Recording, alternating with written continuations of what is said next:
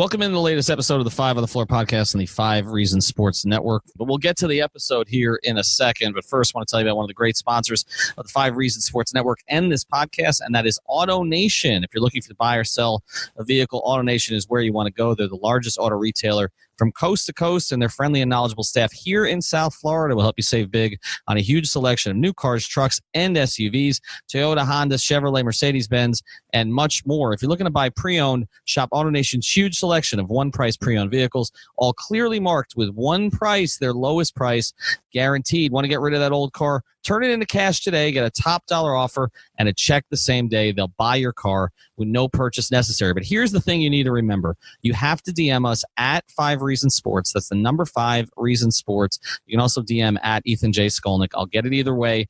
But what I will do is give your information to an AutoNation senior manager. So not just somebody you meet on the floor, but a senior manager will reach out to you and walk you through the entire buying process. If you're going to make a decision as complicated and as difficult and as expensive as buying a car can be, shouldn't you make it with the most information possible and the most guidance possible? So DM me at 5 Reasons Sports. We've had people do this already, had a great experience. We want you to do it too. And now, on to today's episode. Welcome to 5 on the Floor, a Miami Heat and NBA podcast from Ethan Skolnick with Alphonse Sidney, a.k.a. Alf954. Brought to you by the 5 Reasons Sports Network.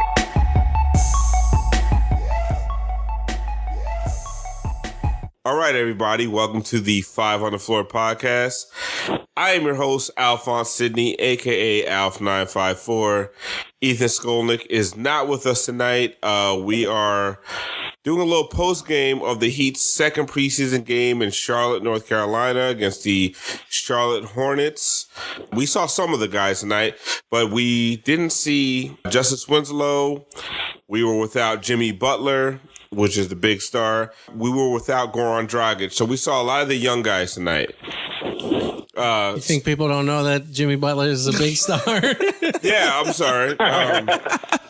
Yeah. Who are you talking to? I get. Are there Heat fans listening to this? If you're unfamiliar with the Miami Heat organization and the roster, start from square one. It was 1980. 1988. They drafted a young man named Ronnie Cycli. Anyway, so now if you notice the format of this this episode is a little different than normal, it's because Ethan Skolnick's not here and he's left me to my own devices. So I've decided to bring in Tropical Blanket, a.k.a. Alex Toledo. I guess that's the other way around. Alex Toledo, a.k.a. Tropical Blanket. You guys have heard him on the podcast. What's going on, Alex? Yo, what's going on? I also have Ballscast host and contributor Skinny McGee. Can I use your real name? Is that okay? Whatever the fuck you want, yeah. Can we do the government? Are you cursing? We can curse, Sorry. but yeah, go ahead. Whatever. Quantities. Your government name's fine. All right, I'm white. What are they going to do to me? So Kevin Mayer of Ballscast, formerly of the 790 The Ticket Morning Show, he didn't want that out there, did you? No, it's fine. I don't know what you want out there. I'm not ashamed of anything. All right, his name is Skinny McGee, and he's not exactly skinny anymore, which is a weird one. It's like calling me Slim Alf. But anyway, and we also have Greg Sylander, a.k.a. Lefty Leif from Twitter.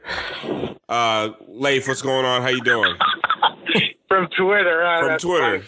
It's funny to hear you say Greg Sylander, you know what I'm saying? Like, I don't think I've ever heard you call me by my full government name. Where else are you famous from besides Twitter? I get nowhere. Miami Heat beat. NBA Reddit, 300 friends on Facebook. I know you rap, though. Yep. Oh, former hip hop star. Greg Got two of them on one pod. I know I was never a star. True. I was never as popular as Leif. Stick around for the battle. I opened up for ODB once and Mystical. Fuck what? Yeah, man. See that? I never did that. That's awesome. Yeah, that's awesome. Those are two of like the most prolific mother bleepers of all time. My claim to fame is I performed at JJ Muggs in Coral Springs. They gave us 3 songs, which... JJ what? JJ Muggs. It was a crappy sports bar in Coral Springs. Anyway, this is a Miami Heat podcast. So we are... So we are going to talk about tonight's game. Leif, you were actually out there in Charlotte tonight, which is why we brought you on the show tonight. Also, we just want to talk to you because you're our boy. But Leif, you were out there in Charlotte tonight. You saw what the Heat brought to the table. You saw Tyler Herro. You saw Bam. You saw the whole squad. What were your biggest takeaways from tonight? One, it was a skeleton crew. It was a little disconcerting when you hear Jimmy, Goran, Justice didn't even make the trip. And also, like, we just knew that they were going to go with a lot of the young guys on the second night of a back-to-back in preseason. So it was interesting walking into the locker room. There were so many new faces and a bunch of guys that I think were a little more uncomfortable with the interview process than even I am as a newbie to that entire scene. So it's funny to be around a lot of new faces and guys that you can tell don't have a lot of experience in the league. But as far as the game goes, I thought it was an interesting moment to see Dion kind of get some momentum behind him. I know that he showed some flashes in the first game, but he showed even more tonight. That was encouraging. A lot of what we saw from the bigs I thought was encouraging. Bam, Myers Leonard, very active. And then Kendrick Nunn and Davon Reed, both of those guys were kind of tasked with more ball handling duties than I think they're probably going to be signed up for most of the season. And both played well. I thought that Kendrick Nunn specifically was really got them into their offense in good ways. And obviously it's fun to watch Tyler Herro switch threes. I mean, he's the only dude that steps out of bounds, switches a three, and it's beautiful. He travels, and it's beautiful when he switches a three. It's like he's a different experience. It was fun watching him play. He got like 9 points taken away because of fouls tonight. He did. Because of travels or an illegal pick or someone stepped out of bounds. But, I mean, he had a great game. But even outside of that, he had like 9 points taken away because of fouls. Like, he's legit. How did it feel in that arena tonight watching Tyler Herro? I keep saying Herro. Tyler Herro. How did it feel when you watched him? Did he look like a player on the floor that was, basically a step above the rest? He looked better than Malik Monk, and I know that there was a lot of Heat fans, including myself, that were clamoring for Malik Monk a year or two ago. And he definitely just, the way he carries himself, the way that he operates on offense, he has like this combination of confidence and polish that I've been watching Heat rookies since 1990, and I mean, there's the Glenn Rices and a few other ones that like came in were immediately polished kind of players, but not a lot like Tyler. And you see that more and more. He still got like a rookie innocence to him, because when I brought up his confidence to him in the locker room, he almost like blushed at me. So it was definitely fun to get to see him live. And as far as the fans go, one, welcome to the project. If you're a Charlotte Hornets fan, it is going to be an awful season. And the two players that got the loudest cheers from the Heat were Tyler Herro and Myers Leonard. Got a lot of cheers. I was really surprised. I even saw 2 Myers Leonard Vice jerseys in the crowd. Really? What's up with that? Listen, Myers got a personality, man. Because he's white. That's so weird. Slim says it's because he's white. Because he's big, white, and good looking. That is a good looking guy. Listen, that's a good looking man right there. No doubt. He's a specimen. All right. No sides to take there. No debate. All right, so Alex, for real, this is second preseason game, right? We were without Justice in the starting lineup. We were without Jimmy. We were without Goran off the bench. Tyler Herro gets plugged into the starting lineup. What did you see tonight? Because me, you, and Slim were sitting all here in the same living room watching him, and our jaws were dropping, right? Like, he jumps off of the screen. What did you see tonight from Tyler? So, again, like you said, jaw-dropping for sure. But it's kind of crazy to just see him sustain this hot streak that he's had going on for a while. It feels like we weren't sure about whether those shots, the type of stuff that he takes, was going to translate over to preseason. Now we're seeing it in a second straight game. We saw it at the scrimmage. He is so damn confident, man. Well, honestly, that's the biggest thing that I've seen, right? It's that you have a guy that, okay, coming out of college, okay, he did a little something at Kentucky. Not a little something, he did a big something. Because if you're going to be a lottery pick, you did something. He did his thing at Kentucky. He goes into the Summer League. He does his thing in Summer League against, I'm not going to say, let's just say it's subpar competition, right? So you don't believe your eyes all the time, right? Because we've seen the Jarnell Stokes, we've seen the Yante Maytons, we've seen all these guys who can go against other G League talent, other peripheral NBA talent, and beasts. So what we saw in Summer League, for that to translate onto an NBA court is pretty huge. And Slim, I'm going to go to you right now because... What? Yes, I'm going to go to you because you said some outlandish stuff tonight. I don't know. I can't be held responsible. If it was chemically induced or not, but you called him a Steph Curry kind of player. Yeah. I mean, like, first of all, just because... Steph in college was we knew how amazing he was in college, but nobody expected him to come into the league. But we didn't believe that it was going to translate to the NBA. Right, exactly. And like Tyler, we didn't have any idea like the skill set that he has. We had no clue. We have initial reaction, at least. You know what I mean? And he's coming out here and he's got like this step back jumper. He's putting Marco Bellinelli on skates. Tight like handle. None of us saw that coming. And defensive stalwart Marco Bellinelli. I know. But I know. Still, like, I know what you're saying. He's doing it in the pros. He's 19 years old. He's putting an NBA player on skates. Yeah, and first possessions too. Like it kind of looks like he can do everything, at least on the offensive end. Like in the pick and roll, he looks like he makes good reads, can make all the passes. Like the dude, I don't know what this guy's ceiling is. You know what I'm saying? I really don't. Like it could be really high. Well, and I think that's like a good point in terms of the fact that, like, we knew he could shoot, right?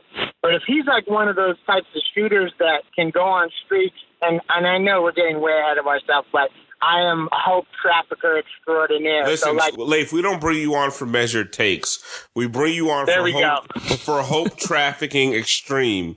Hope traffic. I mean, if he's the type of guy that can hit 9 threes in a game or go 19 for 21 in a 3-game stretch from 3 and do some of that kind of crazy stuff that makes teams scramble to figure out how the hell they're going to stop him, it opens up things that I don't think we really thought we had going for us, whether it's Jimmy Butler, Bam Adebayo, Justice Winslow having more room to operate. That extra space is something, I mean, I think we all came into this season and we thought one thing we didn't know for sure if we had was the type of shooting, the gravity that you get from a Wayne Ellington. And Tyler Hero looks like a guy that can bring that. Where the interesting piece is going to come is that after the game, Bo answered a question from Ira about Dion, who had a great game and looked really good, and asked about him being a sixth man, and that maybe in that microwave scorer role, that may be the spot for him in the roster. And Bo did not dismiss it whatsoever. He actually kind of engaged Ira in a way that made me think that was absolutely on the table. And then Dion immediately afterwards in the locker room said that he wanted no part of a reserve role. So I think it'll be interesting to see what happens if Tyler gets inserted in the starting lineup, because it does make sense to create space between Justice and Jimmy. How Dion takes that and what that does to the chemistry in the locker room. Okay, so what I've noticed from 2 preseason games is that Spo, doesn't matter what's going on, is not putting Dion Waiters in the starting lineup. Dion Waiters is not even the first guy off the bench. That's Goran Dragic. I feel like he wants to keep Goran and Dion together. I think we see the writing on the wall with what's going to happen. It's going to be Goran and Dion coming off the bench, leading that second unit.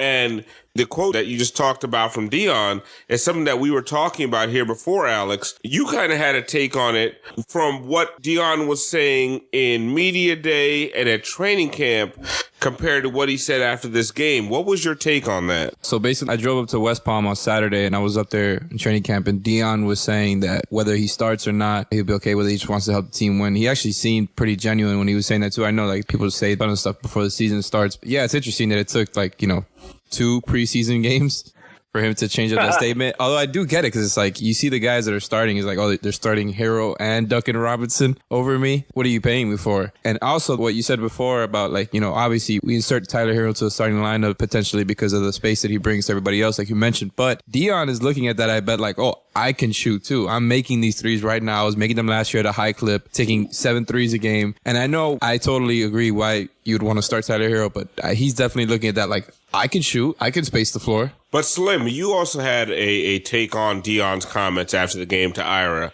Go ahead, tell me it's what just like, will you say? This is just who Dion is. It's not the first time. Like when he came back, was it last season when he was coming off the injury and stuff, where he voiced his displeasure with like coming off the bench. He just thinks he's like amazing. I think we all know that he has that kind of potential, and like, I mean, I don't know about that, the kind of potential that he thinks he has, but when he's right, he can be really, really, really good. And he's the type of guy that has that kind of belief in himself. And like what I told you when we were watching the game, that face, like after he makes a shot, he's pissed off that he's not one of the guys that's getting rest tonight. He knows It's he's one of almost the like best he's looking players. at like, It's why am I it's one disrespectful. of these? Why am I out here with the Kendrick Nuns and the Silvas? But He played that way too. He shot 7 of 12, 4 or 5 from 3. The thing is like, I don't want to say that he's not recognizing that it's because of his inconsistency with his health and just his general availability. Like, yo, that's on you, man. Like, you have to own up to that. He chalked the reason he's not starting to the fact that Eric Spoelstra doesn't believe that he's in Miami Heat shape yet. And honestly, for him to be that self-aware right now is actually a really good sign. And I say, from my point of view, I do believe he was genuine in what he said at training camp in front of Alex and the rest of the media. But I also believe that a guy of his caliber should never want to be a reserve, right? Yeah. There's few guys that should be okay with coming off the bench. All right, we're going to take a quick break right here.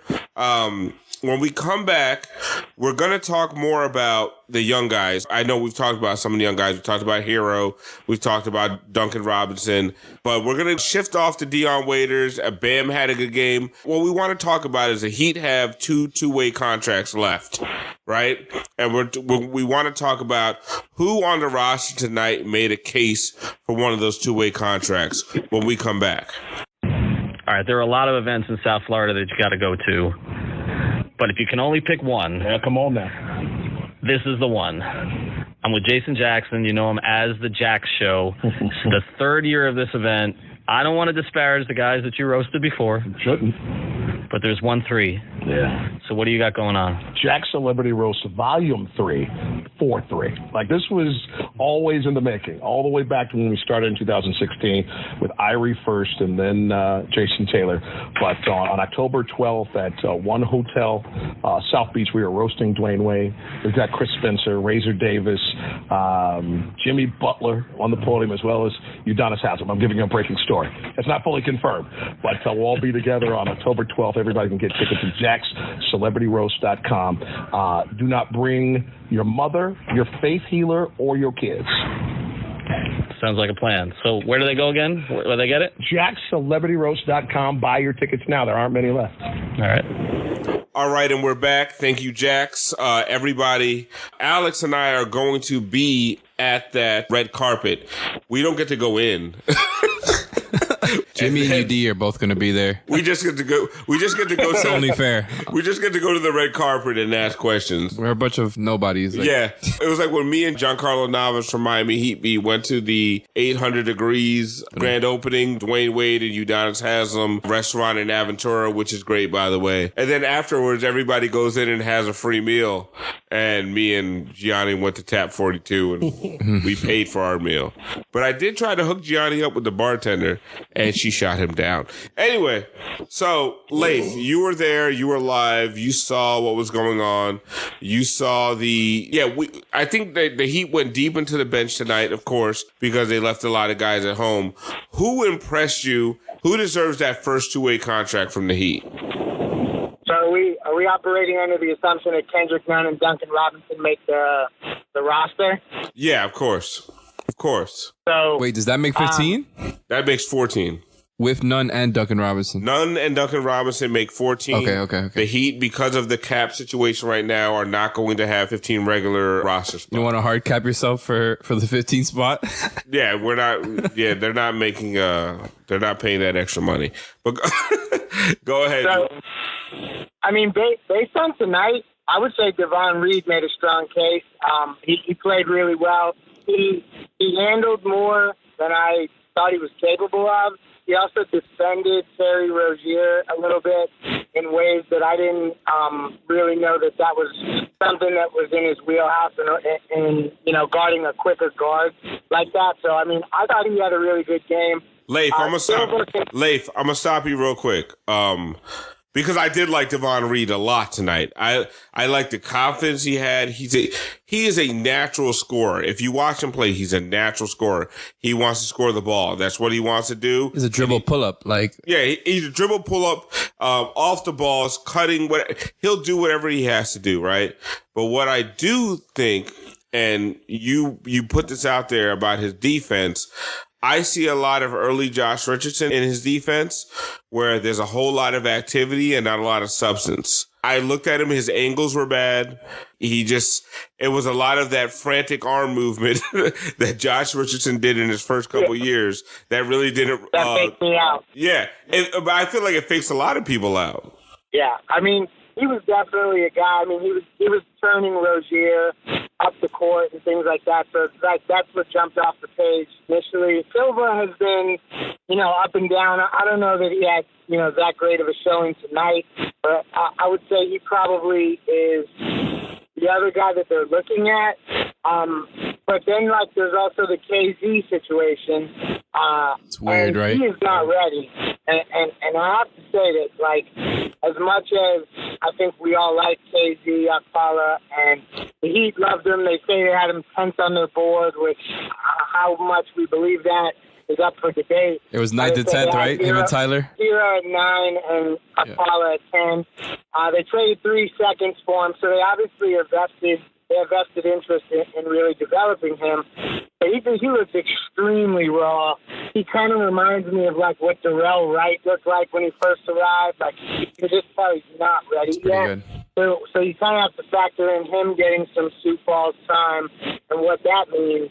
But I think those are really good guys. That's not a two-way contract. But I hear what you're saying when it comes to KZ. What surprised me a lot is that when it comes to a game like this, second night of a back-to-back, KZ didn't play that much last night. For him not to play that much on a Wednesday night, on the second night of a back-to-back, it says something about what they've seen in practice, right? Or am I looking too deep into that? No, I think you're right. I think that there's an overwhelming feeling that they realize that he is a project and it's a long-term play, which I think is a good thing. I mean, why not have guys in the pipeline, particularly wings that, when I talked to him tonight, he said that the things that he leans on most and that he feels are his strengths are his defensive flexibility and his versatility. And, obviously, those are the things those are the hallmarks of any win that we would want to build and develop. So it's not a bad thing that he's as raw as he is. There's a lot of guys in the pecking order in front of him. But I will say, coming into the preseason, if there's one guy that has been a little underwhelming compared to maybe the fans' expectations, I would say that might be the guy. But, obviously it's really early and, only played sparingly. So I think he's one of those guys that at this point you got to look at him as what can he do right now, right? What are the skills that jump out and what does he have to work on, right? So we already know he's going to spend a lot of time in Sioux Falls. But I was talking with Ethan today saying that his handle already looks a lot smoother than it did in college. And he's not there yet as a shooter and just a general playmaker. But I feel like you look at him and he's you got to give him some reps, right? Are you really going to give Duncan Robinson that many more minutes than KZ? I get it because they're trying to compete and Duncan Robinson is more of a plug and play guy. Just have him spot up. Duncan Robinson has a skill set off the bench that they need, right? KZ Akpala has almost a replica skill set of Derrick Jones Jr. off the bench. Except he can dribble.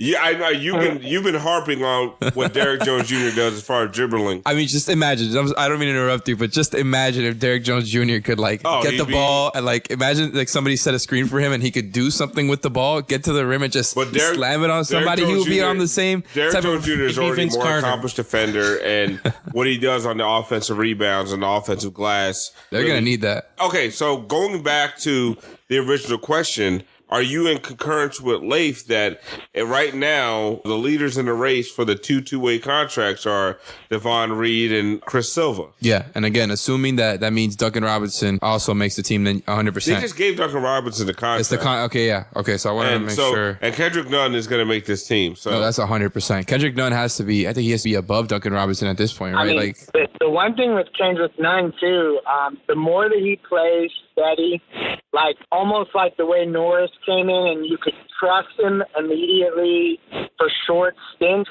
If Justice really is, if he has the kind of season where he can play 30 minutes plus consistently at point guard, and then you also are going to have Jimmy and these other guys that are inevitably going to be handling the ball, there is something to be said for what that does to Goran Dragic in terms of, do they start to continue to shop him, or, does it become more expendable at that point? Yeah. I know that obviously you want Goran for, veteran and scoring reasons, but, the more that you see steady play from Kendrick Nunn, I think it just makes that more of a probability. And Leif, this is one of the things we talked about. Outside of, let's say the Heat have a 10-man rotation, which is, I think is standard for a regular season. Let's say, complete hypotheticals. They start Justice, Hero, Jimmy Butler, Kelly Olynyk, and Bam Adebayo. The second unit would be Goran Dragic, Dion Waiters, Derek Jones Jr., James Johnson, and Myers Leonard.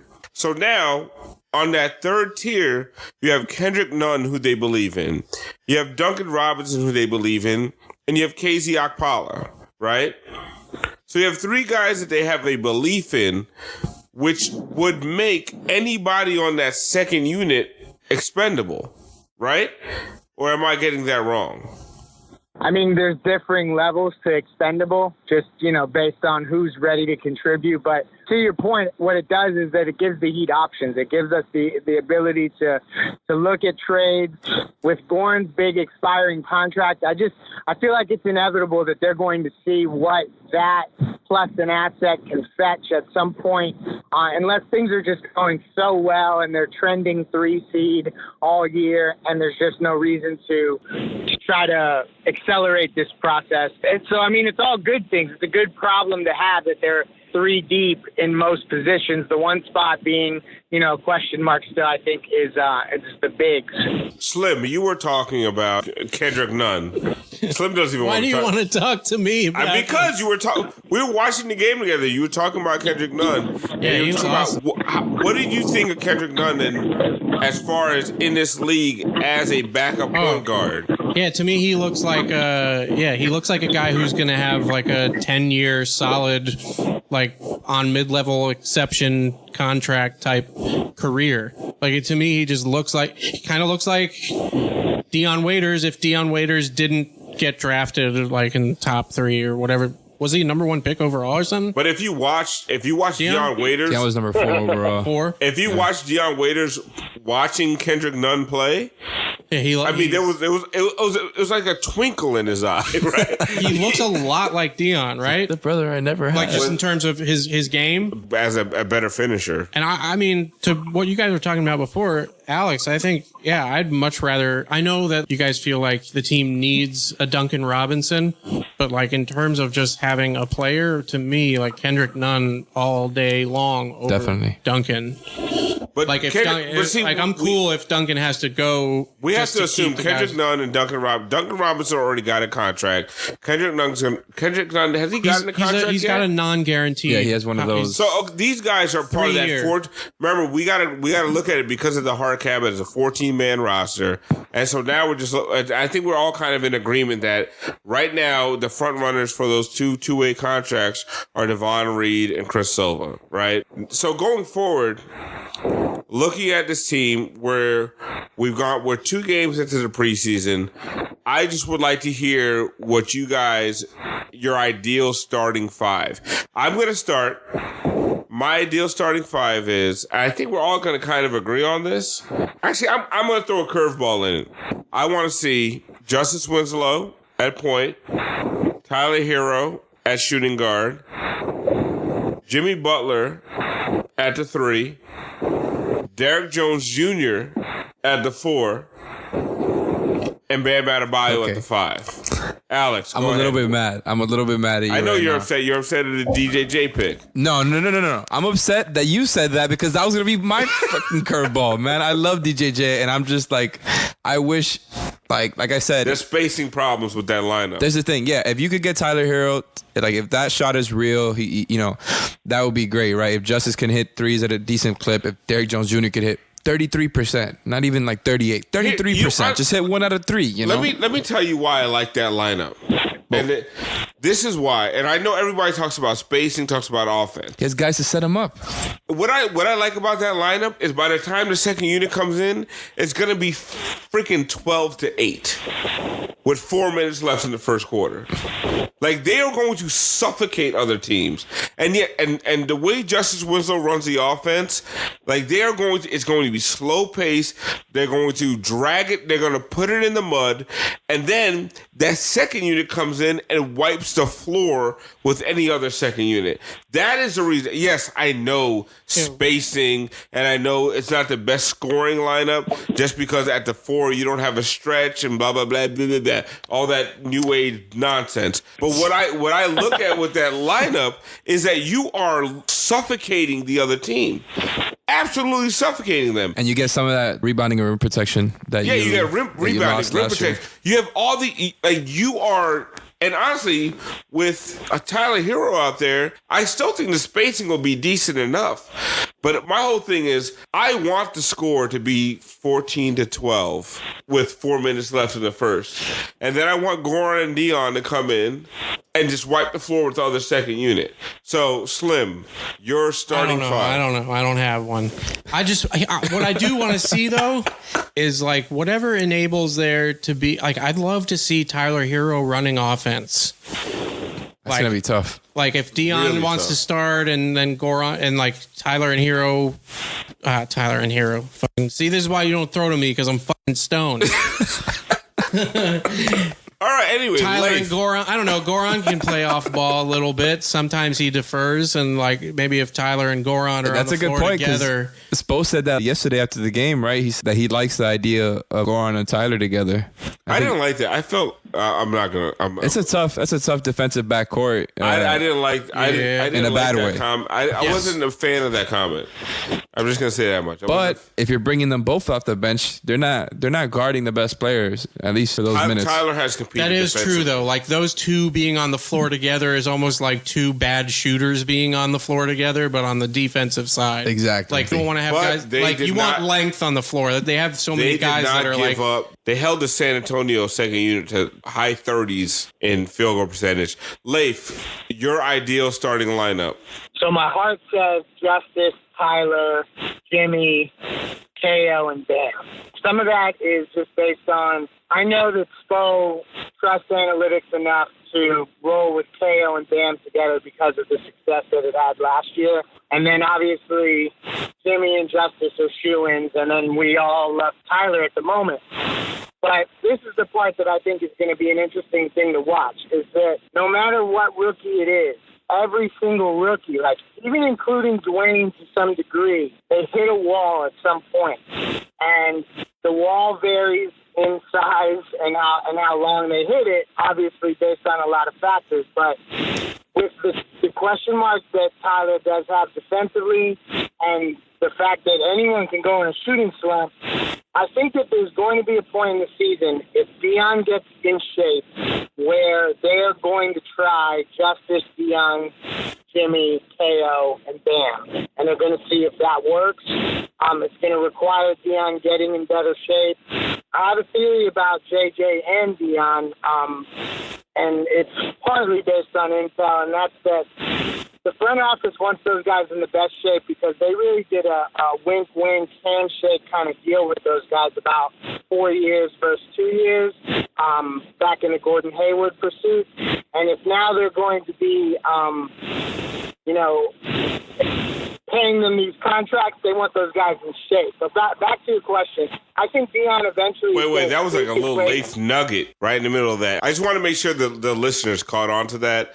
If you need to rewind 30 seconds real quick, we'll pause. No, I'm just joking. If you want... There was a little Leif... clumsy because I'm driving. But, there was a little Leif nugget in there. But go ahead. Yeah, there definitely is something to be said there. But back to your question, I think Dion's going to get a shot. But ultimately, I want the lineup that creates the most amount of space around Justice, Jimmy, and Bam. And that's because without those three guys being maximized, the rest of this all doesn't really matter. And then the last point of it is that the cool thing about all of that, no matter what lineup we land on, whether it's the DJJ stuff that you guys have talked about, or it's Dion, or it's Tyler, is that the second unit, like, there's a chance that he could have one of the best benches in the league.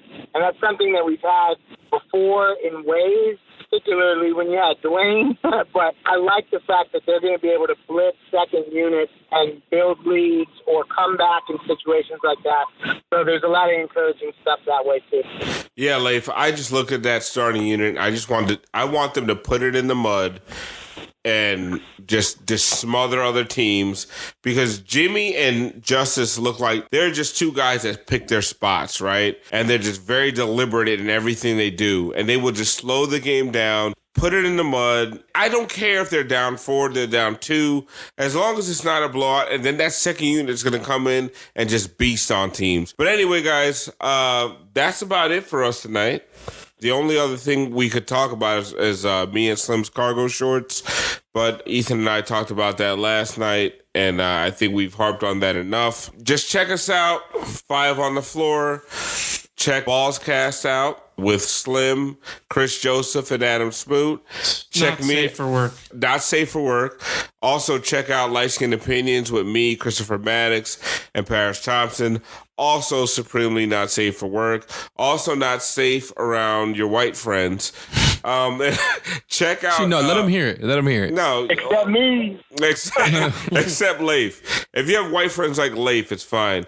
And then check out Tropical Blanket, which is Alex Toledo, and Lefty Leif, Greg Sylvander on Miami Heat Beat. We will catch you next time. Hopefully Ethan's back and can rein in this circus. Good night, y'all.